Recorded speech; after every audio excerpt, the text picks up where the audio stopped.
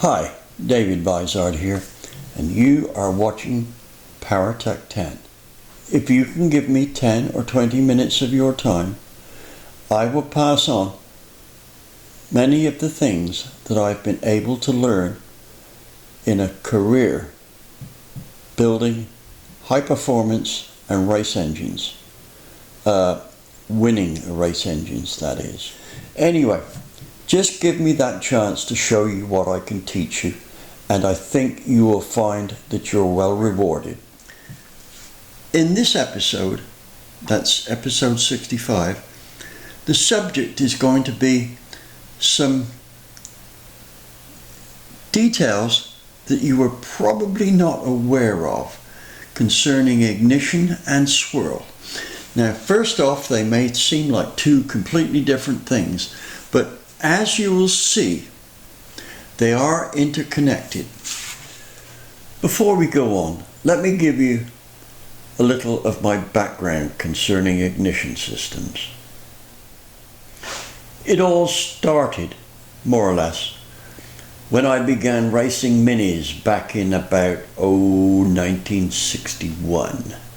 I started racing in 58 with a 35, but about 1961 we're looking at here.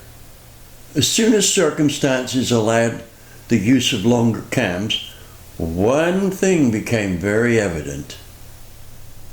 The problem of contact breaker bounce reared its ugly head.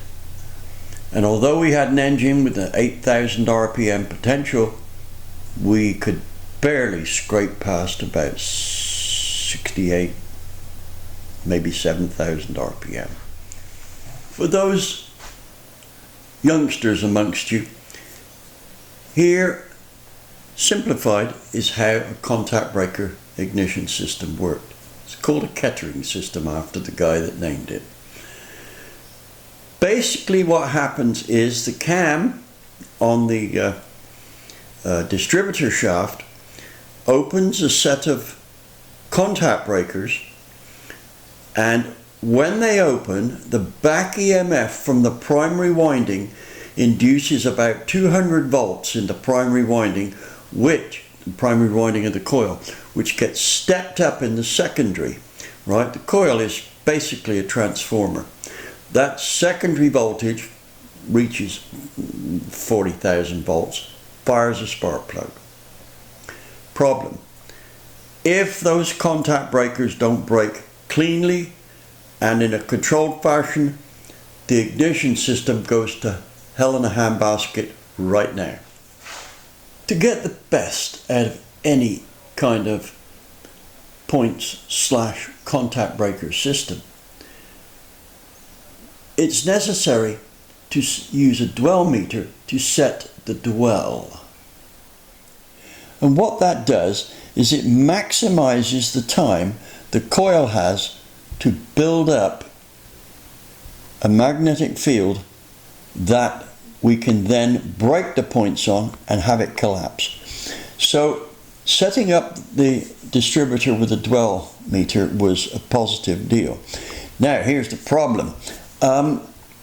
They only stayed set up for a short time, so this was something we had to do before every race, right, to get the best out of the car.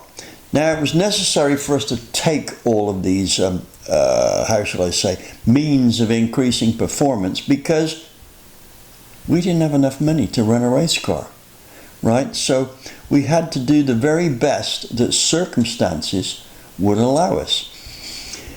So what happened here was that I found that Urson cams ground a distributor cam which they designed using cam timing practice, right? So it opened very fast and closed gently so that point bounce was not an issue. The other thing was we used to select points which had the strongest force to seat them, thereby giving us the most RPM before the points went into a physical points bounce. When that happened, the power just nosedive. About 1965, I got to build a transistor ignition system. That all came about when I read the term transistor assisted contacts in some SAE paper. It wasn't talking about ignition, it was another subject, but I immediately grasped what was going on here.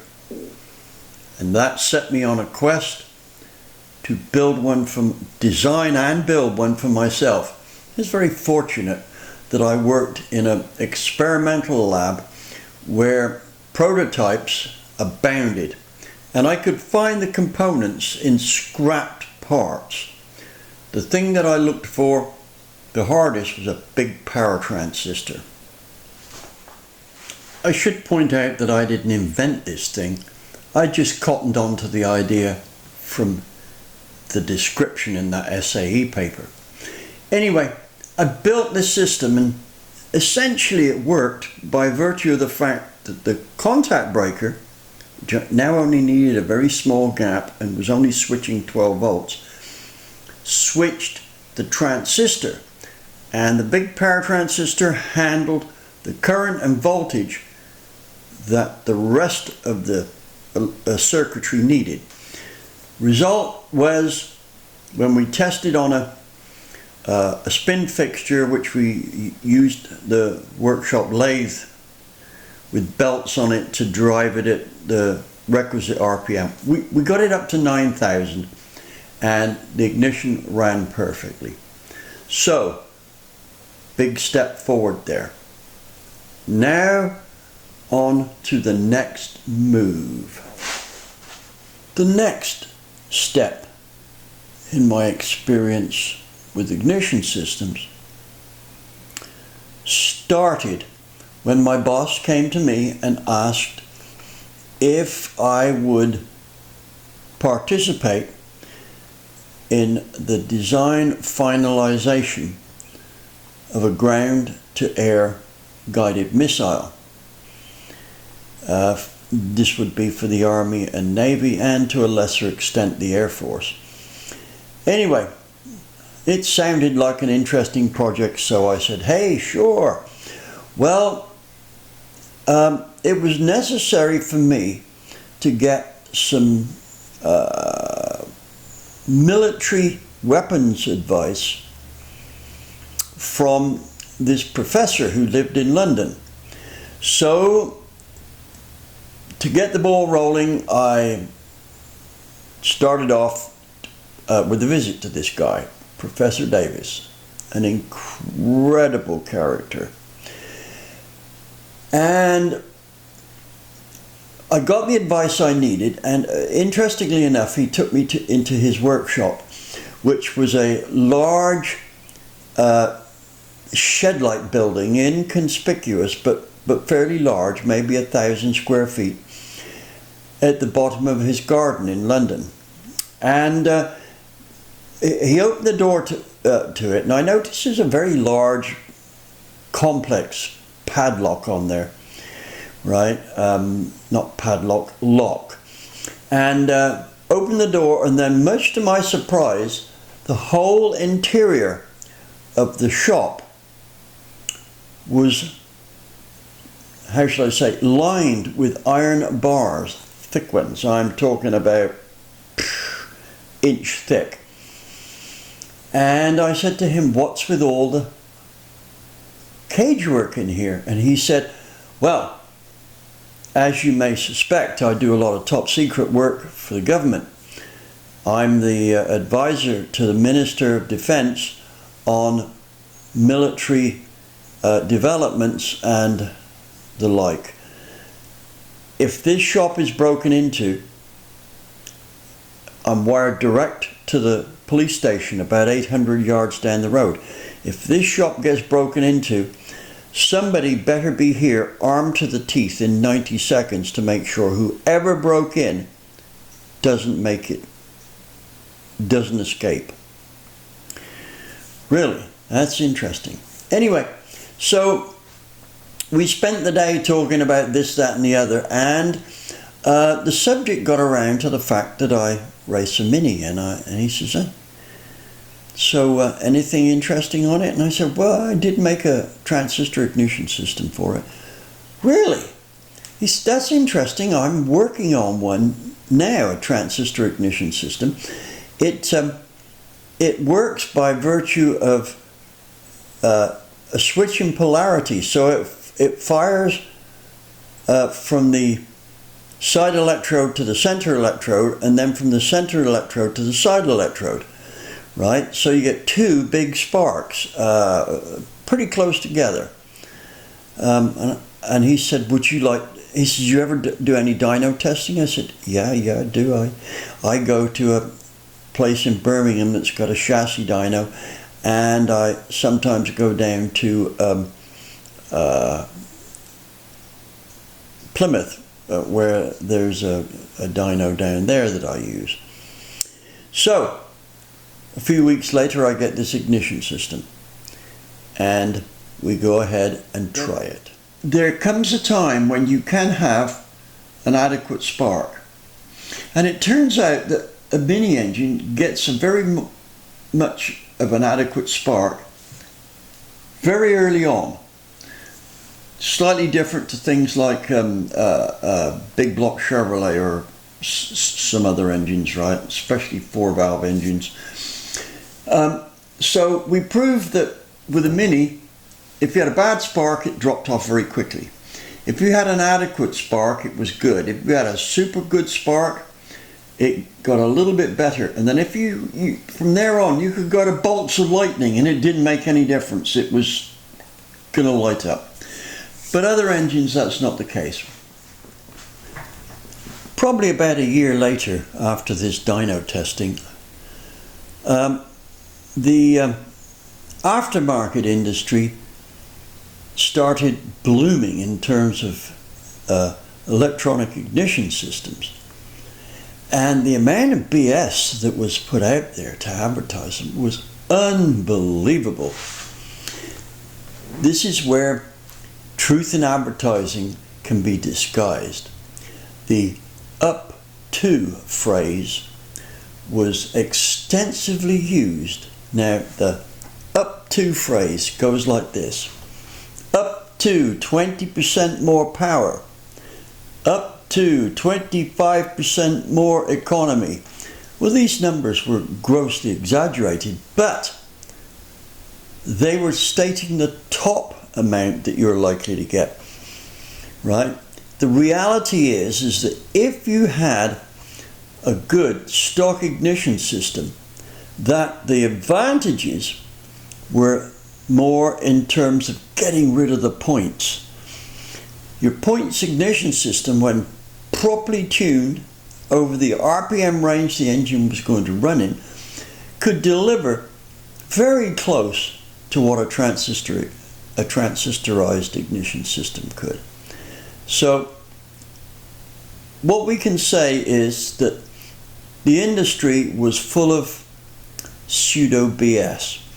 And the other thing is, a little while after this boom started, I started writing for a magazine, then highly widely published performance magazine. And I remember several of these companies approached me and said, we'll let you have a super deal on one of these ignition systems if you'd like to write about it. And I said to them, no, it doesn't work like that. If you want me to write about this, you let me have one to test for nothing. I mean, you can have it back after, I don't care. Right? Oh, no, we can't do that. Look, we'll let you have an ignition system and we'll give you the guidelines on what to write. And I said, oh, that doesn't work either. No, I do the tests and I write what I find. You don't have anything to say. The publisher pays me to do it, so you can't even pay me to write about it. Well, needless to say, it was some years before I tested any of those ignition systems and wrote about them. Now, I did test some. I didn't particularly like them. They didn't seem to do much more than what mine were doing, but I thought I'd throw that in, right, in case you thought that there was some giant leap forward done at this stage, period, whatever word you want to use there.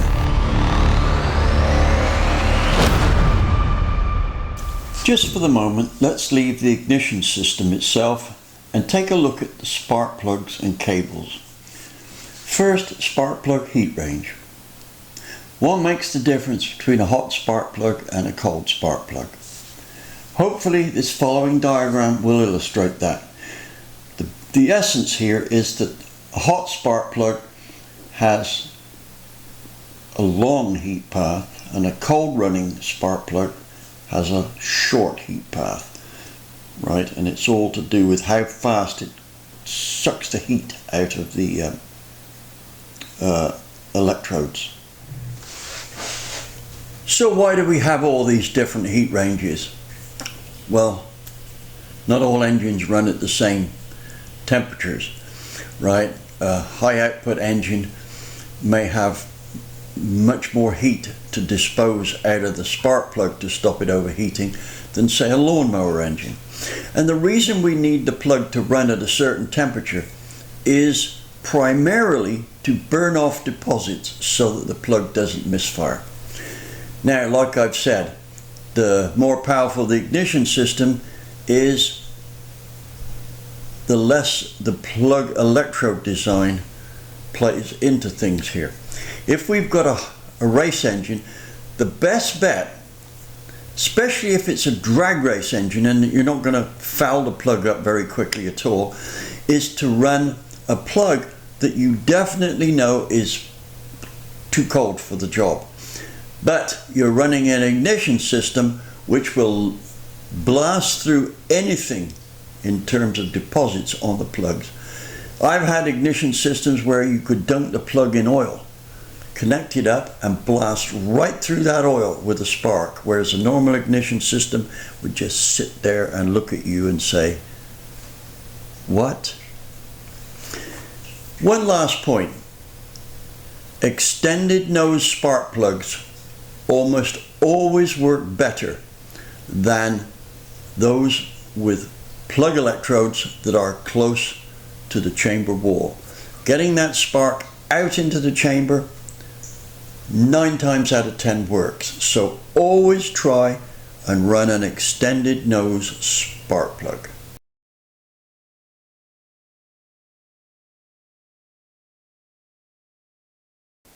Onto the subject of plug electrode design and the rip-offs perpetrated in the name of science. Over the years, there's been many attempts to optimize the spark by virtue of changes in plug gap design. We've got the surface discharge plug, very often used in two-stroke engines, where there's no real electrode, just a center electrode and the shell around the outside, and the spark jumps from the center electrode directly to the shell across an insulator. Needs a pretty powerful ignition to fire that. They can in some cases work though. I used those in my Group 1 car. That was the plug brought about by dyno testing. The choice solely depended on power output. The plug design that's probably more familiar to many of you, maybe not so much the very younger ones, the teenagers amongst my viewers, but is the split fire plug. That's where the plug side electrode was split at the end. And the intent of that was to give you the impression that it fired two sparks there and not one. Never did. The chance of it firing two sparks is very, very remote. Everything would have to be identical on both electrodes, and that happening's not really going to, there isn't much chance of that. So anyway, I did quite a bit of dyno testing on split fire plugs, and quite honestly, they were next best thing to a rip-off. They were made by, I think it was either AC or Autolite, And the company that made them had actually tested split electrodes like that many years previously, and the intent was to patent it, but they found it didn't work. However, they were quite happy to make the plugs for Splitfire because Splitfire was their customer, and they sold plugs by the tens of millions. The bottom line was it was the cheapest plug that could be made, and to be honest, it wasn't a very good plug. But anyway, so that's the deal on Splitfire. Now let's look at those fine electrode plugs, the platinum plugs and the iridium plugs and things like this made by Bosch and NGK. Essentially, they're very good plugs. However, I would caution you against using them with a nitrous engine because the plug electrodes are easier to overheat and lead to detonation than a regular plug. Now, are they much better than regular plugs? Well, yes, in as much as you can probably go 100,000 miles without replacing them. But let's look at the performance side of spark plugs alone here. Let's not worry about exactly how long they last. If they go 10,000 miles, that's fine. Now, the thing is that plug design becomes less important the more powerful the ignition is. And it gets to the point where the plug electrode design is virtually irrelevant. I spoke about an ignition system that put a huge arc, like an arc welding torch, across the plug gap. Well, to be honest, it didn't really matter what you had for an electrode. It was going to put a massive ignition kernel across that gap, and the mixture was going to light up, period. But let's home in on something a bit nearer to practicality here. It's a good idea to bear in mind that the spark in a gap tends to jump from the hottest point on the center electrode to the hottest point on the side electrode. Now, what we need to do is grind the plug, reshape the plug, such that we know exactly where the hottest point is going to be. And that is always on a corner.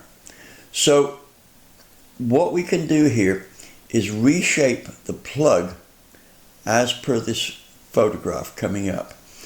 And we find that the spark consistently goes from the corner of the side electrode to the corner of the center electrode, because that's the two hottest points there. A plug tip electrode design that is getting some traction here is the E3 deal. This has an electrode which has three legs, and it goes across the center electrode and has a square hole in the top. And it does work. I took one of my optimized set of plugs and tested the E3 versus that in a relatively mild 350 Chevy engine. Results coming up. Now you'll see at low RPM it's slightly less horsepower. That is not because the plug is any worse or anything like this. That was due to the fact that it required a slight change in ignition timing there. Needed to be retarded because it got the flame front going better. So those figures are almost certainly lower due to the fact the timing is slightly too far advanced. But as we go up in RPM range, so that situation rectifies itself. And you can see that at the top end, there is a little over 2 horsepower increase. Now that doesn't sound much, right? But remember, the plugs I'm testing it against were also about 2 horsepower, maybe 3 up on a regular tip spark plug. So E3 plugs work. Now the interesting thing is this is patented, and there's a story behind this, one which could, if I so chose, allow me to invalidate their patent by virtue of something called prior art. And we'll go into exactly what that involves now.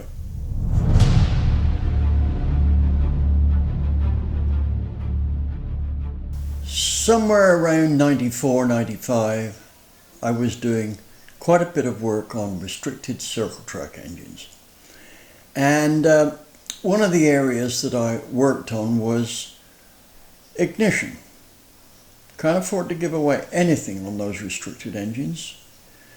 Has to be right up there, otherwise it's just not competitive. Anyway, I had this idea for a new electrode. Right, what I was going to do was try and create as long an edge as possible for the plug to fire. That means I wanted a very, how shall I say, a line of high temperature material in the electrodes so that it could fire between any of those points. And with the idea of it lasting longer, because the line that it could fire on was longer than that design I've just shown you with the electrode rounded. Now, what I did here was to get an electrode which I flattened the side electrode, drilled a hole in it, shaped it, and then continued drilling all the way through to the center electrode and dished that out so that it was like a crater. The edge of that electrode coincided with the edge of the hole here, and it worked very well, and it had a property which is well worth enlightening you on at this point. Let me backtrack a moment in terms of electrical characteristics of a spark plug gap. With a conventional plug, what we see is the more spark we want, the bigger the gap has to be. But the bigger the gap, the harder it is to ionize it. So, you want a big spark, big gap, needs a lot of power. Now, the plug design that I had a unique property, at least I think it's unique. It took a lot less energy to fire it than the amount of energy it created in the gap. In other words, with something like about 2/3 of the voltage, it would dump about the same amount of energy in the gap as a plug, conventional plug, with half as much again plug gap. So what we had here was a plug that was easy to fire, put a lot of energy in the gap. Did it work? Sure did. To do all the final development work on this plug and to arrange for sales and things like this, I teamed up with a very smart professor at the University of Hamburg. And between us, we perfected the design, did a lot of testing, and presented it to Silverton. That's a German spark plug company. They make all the spark plugs for OE stuff for BMWs and Mercedes, or at least they did do. And they liked the idea, but it got stalled. And here's why. The plans for my professor friend and I to make a fortune started to unravel at PRI about 1996. And here's what happened. I was at somebody's booth, and this guy approached me and thanked me for giving him the tech for him to win 7 Formula Ford Sports 2000 championships in a row, or more or less in a row. And I told him he was very welcome, and we got chatting about he got this information mostly from my 2-liter Pinto book, which was published way back 1983, 84 time, right? Interestingly enough, I sent a copy to Ford's Performance Division, and their chief engineer wrote back and said, "This is one of the most well-researched hot rod books I've ever come across. It must have cost you a fortune to do all this R&D." Well, it did, but the book sold pretty good, so I guess I got most of it back. Didn't make a profit on it, but anyway, it's beside the point. We got talking about engines, and he happened to say something along the lines of, "Hey, one of the things I found was interesting concerning spark plugs. What I did was I drilled a hole in the side electrode straight into the center electrode, right, and then rounded the tip off, and that gave a bit more power." And I looked at my professor friend and I thought to myself, we've just lost millions of dollars. Prior art. Well, time's about up on this video. In part 2, I'm going to start with plug cables and a few things you should know about plug cables, right? So that will be the starting point. But meanwhile, please let me remind you to subscribe, like, share, and notify. And on top of that, one more imposition.